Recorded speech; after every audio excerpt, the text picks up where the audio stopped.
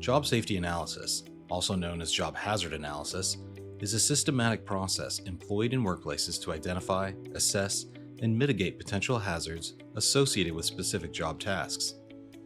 This analytical approach involves breaking down complex tasks into manageable steps, scrutinizing each step for potential risks, and developing preventative measures to ensure the safety of workers.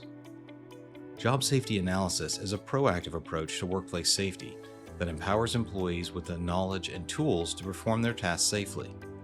It not only reduces the likelihood of accidents and injuries, but also cultivates a safety-conscious culture within the organization.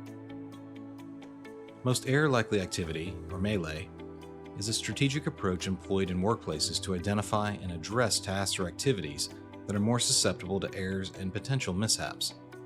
This proactive analysis allows organizations to focus on high-risk activities, implement targeted interventions, and develop preventative measures to enhance overall safety and minimize the recurrence of errors.